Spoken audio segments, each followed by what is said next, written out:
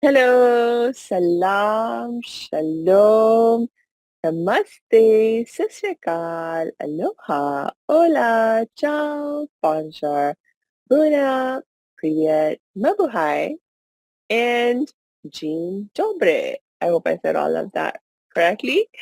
Uh, and I'm so happy to have you all with us. And I know you will be so happy you have joined us because we have a very cool guest with us, and it's Lorna Poole, who is a financial coach. Lorna, welcome.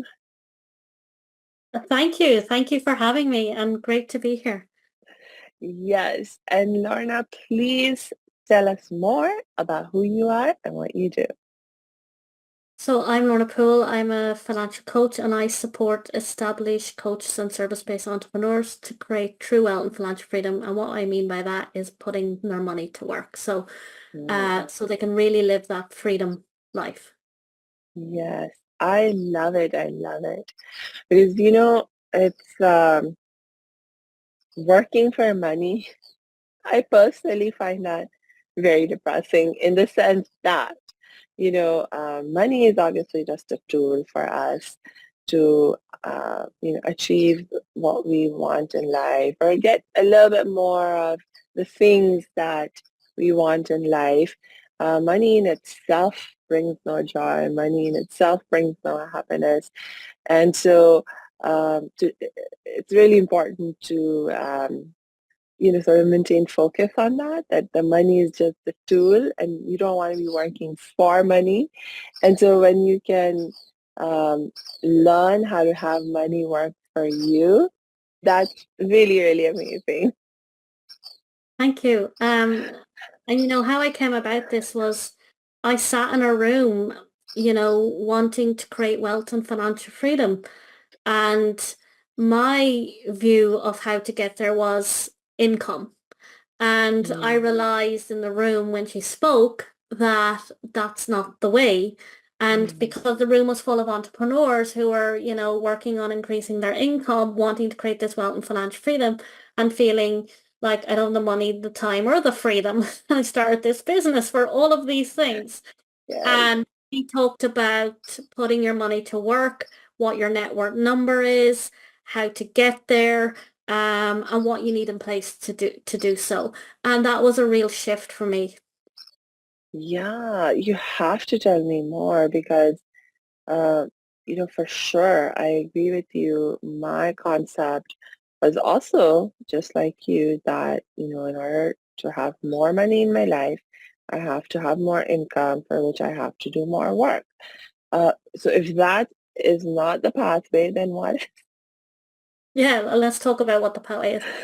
So income is only one piece of it, right? So there's kind of Mhm. four quadrants to money, right? You Mm, have income, you have expenses, you have assets and liabilities. So your income is what's flowing in. And in order to create wealth, it's what you're doing with the money that flows out. So mm, most people, as their money goes up, um, they suffer from lifestyle creep. They're creating more expenses. And yes. one of the mistakes people make is they believe when I have more money, then I create wealth and financial freedom. Well, you can actually do it now on whatever level of income you're in. And this was a big aha to me. Um, so when money comes in, it's either going to your expenses or your liabilities, which are your debts and financing and things like that, or you're Mhm. putting your money to work. And what you want to be doing is putting your money to work because that's truly what creates freedom.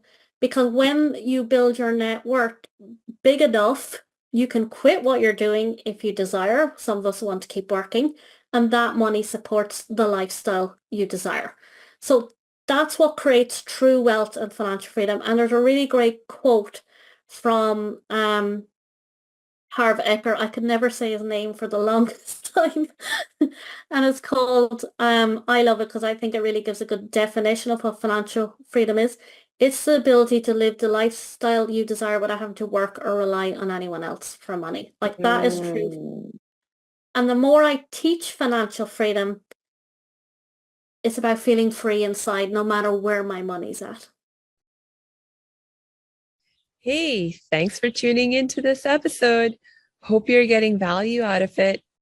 For your information, this episode has been sponsored by the Happiness 101 program. Are you a change maker, coach, trainer, or healer? Are chains of fear holding you back from making the impact and income you desire? Using a unique combination of positive psychology and the spiritual wisdom of our most effective change makers, the Happiness 101 program helps you break through your limiting beliefs and manifest the abundance and success you desire with fun and ease. Interested? Book a free Happiness 101 exploration call with me, your happiness expert, Samia Bano. Just use my online calendar link in the show notes. Now, back to the show. Yes. Ah, yes. Oh gosh. You know, when you were talking about how, we can fall into lifestyle creep, I've recently been dealing with this issue in the context of managing or having taken over my uncle's finances. Actually, my uncle passed away last year, and then I found out that he had left me his trustee for his estate and trusts. And once I took charge of, the trusts and started looking into the finances and so forth, I found that yes, he had like a massive income, like he was a millionaire, multimillionaire, as a matter of fact. Uh, uh, and uh, I mean, like truly, like he had that level of income of multiple millions coming in. But the problem was his expenses were often really high and there was a lot of debt involved.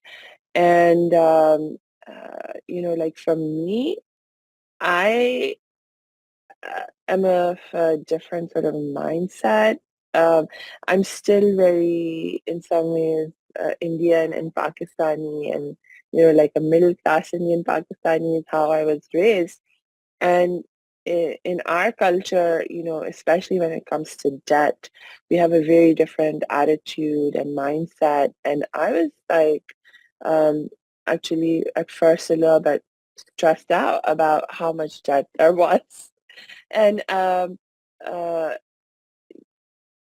and it was just it's really shocking, the expenses uh, that like how even though you have a huge income, because you have huge expenses, you can actually be left with very little money to actually do anything that you really want, because all the money is going to pay off the expenses and the liabilities. And nobody wants to talk about this. Yeah. Is that money management is such a big piece of wealth creation. Like people want to know, Mhm. Lorna, tell me how to invest. How do I put my money to work? How do I create assets that pay for my lifestyle? But how you take care of your money is huge. Um, and some of the big things you can do is it's exactly. I actually watched a Netflix program literally 2 days ago. It was I just liked the title. I didn't know anything about it, and it was called The Footballer, the Wife, and the Crash. It's worth watching. And like your story, he was a footballer. He came from a like a poor background housing place, and his way out of there was to get good at soccer. And his first getting employed was €100 per week, and then he went to 15,000 per week, and then he wasn't performing, and the money stopped. He had 3 kids and a wife. It's really worth watching. Mm. Um, Yeah, how income alone just doesn't get you there. And right. I'm glad we're getting this across here because um, I think that's really important to say, because a lot of people, when they're trying to make money in their business, they think, oh, when I make 1 million and so forth, that's going to solve all my money problems. No, your Yes. behaviors are your behaviors with money. And it was very much played out with this footballer. He had certain behaviors with money that no matter where he was with his money, he was burning it. Yeah. So to what you said, it really is about how you take care of your money. And I always say this, we've only three habits with money. We're either wealthy habits, breaking even, or we're overspending. We're either and we go in Mm. and we can go in and out of all three. Okay? Yes. Especially as business owners. Yes. You know? Yeah. Um, But even if you are in the overspending category, the way to get out of it is it always comes back to the wealthy habits with money, you know? Like a classic one that we've all heard of, but I don't know if everybody understands it, is pay yourself first, because that is the beginning of everything. And I always say pay your assets first. Mm. That changed my life. Putting my money to work when at the time I didn't think I was in the right place to be putting my money to work, because you don't create wealth from focusing on an income. You create wealth on focusing on creating wealth and freedom, and your focus goes there. And then from there you say, okay, well, how can I diverse my income? How can I, what am I doing with my money when it leaves my bank? Those kind of things make a difference. Yes. Yes. You're so right. Like a lot of times when we think about investing in assets, the one of the biggest hurdles that I've also encountered with so many people and myself in the past was thinking that I didn't have enough to begin with. And then I remember one of the teachers that I was working with, she said, at a very simple level, one thing you could, for example, do is open an account in a bank that pays interest on your money, as opposed to just having it sit in a different kind of account where you're not earning interest. And uh, and it's about the mindset shift, of course, also in terms of how do I get my money to work. But that was like an example of how no matter where you are at, even if the interest income is very small because you have a small amount, uh, it's okay because it's about the mindset and the awareness of here's one way I can have my money working for me and I can do it no matter how much or how little I have. And, to have that mindset of, okay, I'm going to invest more. I'm going to put more in this account where my money is working harder for me than in other places where it's not.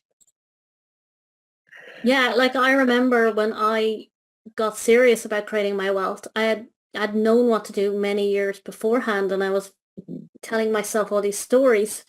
I made a decision. When you make the decision, you'll figure out, you just readjust your money. But if you don't even go there, and another thing that can come up for people is they don't believe they can actually hit financial freedom, so they don't do anything about it. Uh, Um, and then understanding what creating assets actually means. So mhm. you want an asset that um, increases in value or increases in income, or both, that will fund your lifestyle. And that when you Yes. invest in assets, the way you're going to do it is you'll when you hit your net worth number, you keep some of the money always working, and then you're drawing down certain amounts, and it's forever, you know. Yes. And I'm a big believer in long-term wealth practices, not go get rich quick things. Yes. You made me think about another really important lesson is if you're thinking about financial freedom as being in that stage where you are able to live the lifestyle that you want, you can also make conscious changes to the lifestyle that you are living and make it so that you are able to reach that place of financial freedom sooner, in the sense that you can lower your expenses, you can adjust your lifestyle in some respect so that you are able to um, have the income that you currently have or that you are very soon able to achieve, support that lifestyle. And then you can continue to focus on growing your income. And then, as your income grows, you can continue to expand certain aspects of your lifestyle if you desire. But to, uh, take that proactive step, I think our teacher actually made a distinction in this sense between there's two different terms that he used. There was financial freedom and there was financial security. I think what he was making a distinction. He was like, first, aim for financial security, and in that context, that's where he was talking about, if you need to make some adjustments to your lifestyle so you can have more money to put towards, investing in assets, etc. He was like, I encourage you to do that, and you'll get to a point where you'll have true financial freedom and you won't really have to think about how much money you have relative to the lifestyle you want to live will no longer be a matter of concern. Um, but sometimes you have to work your way up there, and that's okay. Yeah, usually the first step is when you get your net worth to zero, where Mm, your expenses and income, you're not in a negative net worth. You're at zero, and then right. you build to financial stability, financial security, and Mm, then where you want to go.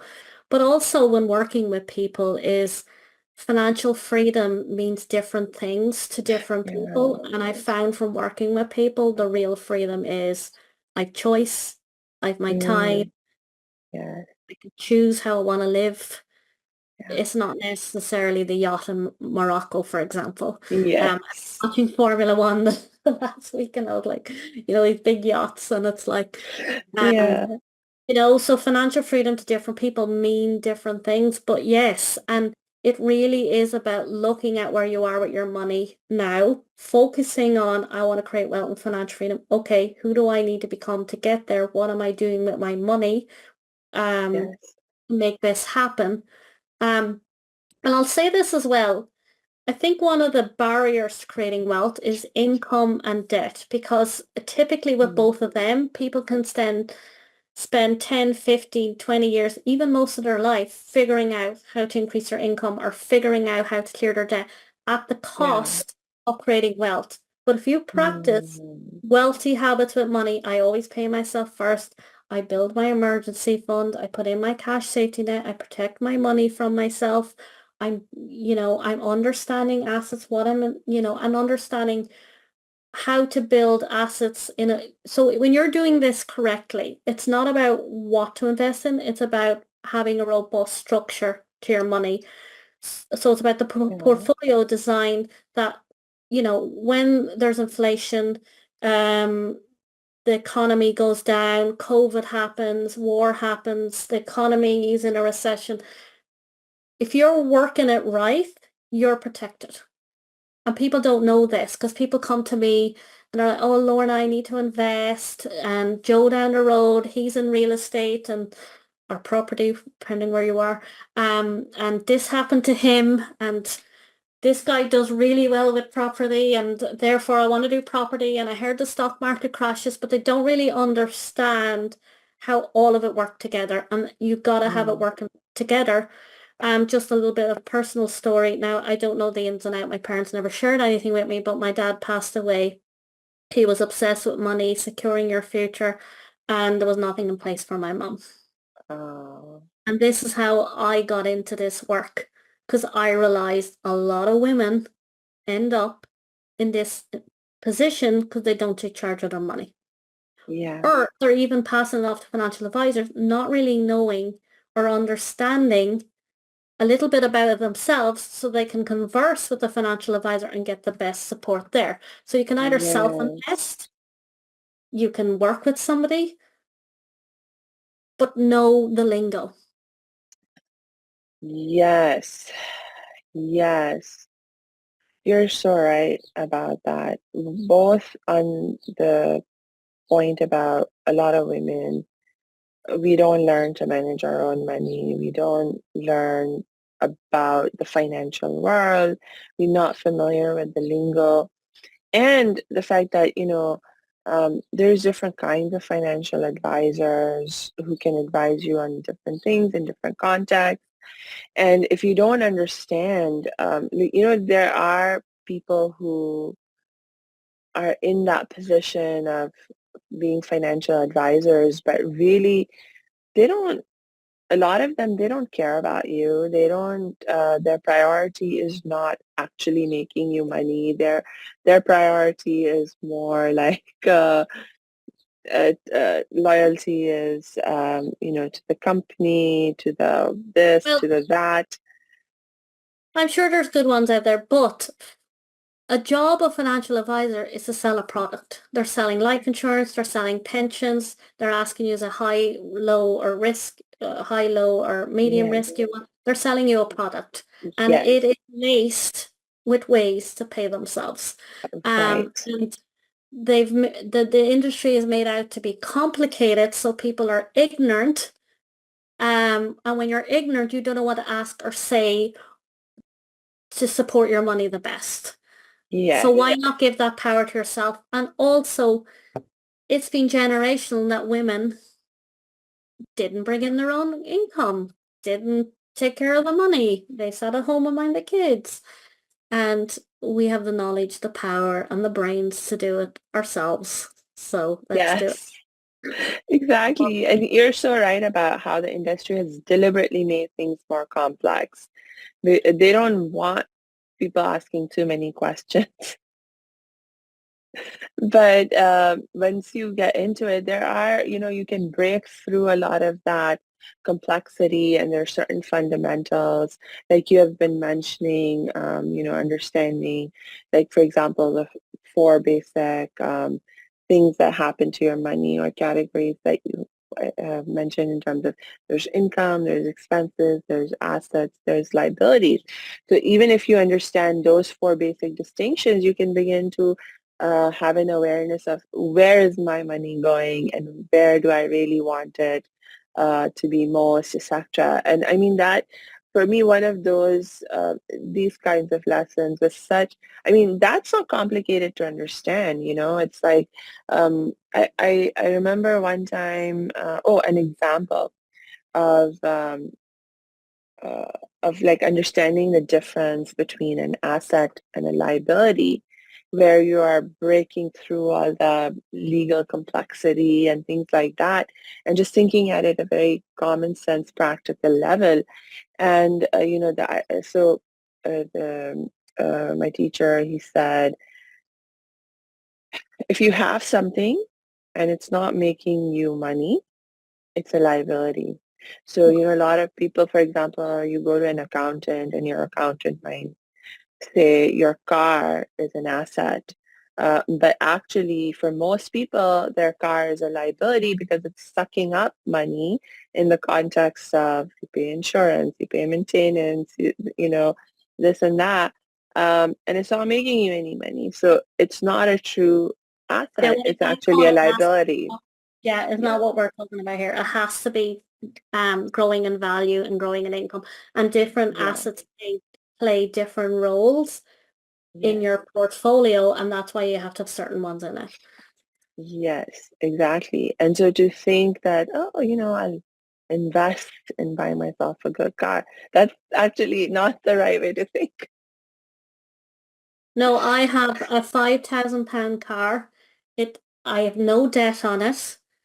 It drives perfectly fine, gets me from A to B, and I create wealth. And that's the thing. Most people who Yeah. create wealth live in ordinary houses, drive ordinary cars, because their priority is not another bill. Their priority is my time freedom, um, choice, being able to spend time with my family, being able to travel and do the things I love. Exactly, exactly. So like again, you're cutting through a lot of fluff in terms of like people thinking about what it means to be wealthy, to have a wealthy mindset. Uh, uh, that was such a great example. Thank you so much. Very welcome. Can I know, we don't have too much time with you. So one of the things that I would love for you to tell us more about that you mentioned is, several times actually, this idea of having a wealthy mindset. Can you share with us some uh, um, like a little bit in more detail, like maybe contrast a thought that a wealthy mindset versus a not wealthy mindset, just so people can, learn more from those examples. Yeah, I work a lot with people on where their mind's at with money because so much creating wealth boils down to this and your self-worth and money. I always say you want to get to a place where you feel neutral about money. And I'll give you Mm, an example from a personal story. So I this is with love, but I'll share with money. In my 20s, I used to attract men that weren't very good for me. And in 2010, I'm my one bad boy too many, and I hit rock bottom. And mm, when I went to the therapist, I talked to her about my dad, my relationship with my dad. So it had nothing to do with, he was the catapult that caused it. And so I stayed there about 9 months. And what happened is I had such a fear around if I got married to somebody, they would leave me and I would like die mm, kind of thing, right? So I created the very thing I feared, rooted from childhood. So I'm in there talking about my dad. I emotionally let go of that. Um, I came to a place of feeling neutral. mm, Have a relationship, don't have a relationship, I'm fine. I'm in a relationship now with a great guy, and if he left me in the morning, I'm fine because I don't have that pain inside me anymore. It's the same with money. When you mm, have an emotional fear to, I'm going to lose the money, I'm going to run out of money, I'm not going to have money, you recreate that fear over and over again. And mm, when someone wants to increase their income or create wealth and financial freedom, you're not even open to figure out how when you're sitting over here in the fear. yeah, So you always got to let go of the emotional charge of what's bringing up that for you. And the best, I don't love either, like someone says to you, it's very popular in the coaching world to be positive. Now it's kind of going away, but it was really big. mm, Um, so they tell people when they're working with them, think abundant, which is the dead opposite. And what happens when you're carrying the fear, it creates inner conflict. So you want mm. to get to a place where you feel neutral about money. When you feel neutral about money, you can make shifts. Ah, Because you're that is coming from a such, grounded, yeah, centered place. And I learned that from my experience through my love life. yes, yes, you're right. Because I you want think to in a, be, for, yeah, I'll just finish it up, yeah, this bit off here, is you want to be, whether I have money or don't have money, I feel free inside because most things of what people chase, the car, the house, the freedom or whatever, it all boils down to, and I've learned this myself from my own experience, all to find out really what we really want is to feel peace, yeah, loved, free, all those fundamental um, yeah, emotions, like feeling free inside, being ourselves, feeling loved, peace of mind. That's really what we want. That's what the freedom's giving us. yes, That's what the money's exactly. giving us. That's what the relationship's giving us. So you wanna get to a place where you can zen no matter what situation you're in with money. That's what I've learned over. Yes, yes. So thinking about money, it's sort of like what I was sharing earlier that, to remember, for example, that it's a tool. It's not a goal in itself. It's not a thing to love for itself, Yeah, but I want to say this etc. as And but well. it's more, yeah, Yeah, I want to say this as well. We need to stop in the world making liking money wrong. yeah, I'm like, it's funny, in my early days, I used to kind of search Google to find a good money quote, and it'd always be negative. It's okay to like money. It's okay to want money. It's okay to love money. Like, it's like the shame you get when you say you like money is unreal. Like, it's okay because money is so intertwined with basic security, a roof over your head, food on the table, being able to provide for your family. So let's shout about it. I like money. I want to have money, and I'm okay with that. Right, right. And again, just keeping that broader sense, or that more, uh, I mean, when we're talking about money, because, like when you were saying to feel neutral about money, but then, we're also talking about not shaming and etc. when we think about liking money. And the way that I square those two things, because I agree with you on both points, is that, again, it's to recognize that, the things that I love, and I say, when I say I love money, and I love money, I'm happy to say I love money. I know that what I really mean when I say I love money is, I'm saying that I love the energy of abundance, the mindset of abundance, the knowing that, I can reach out and get whatever I need, and knowing that I have access to that. I love that knowing. I love that mindset. I love that feeling. And money is just one tool or one way um,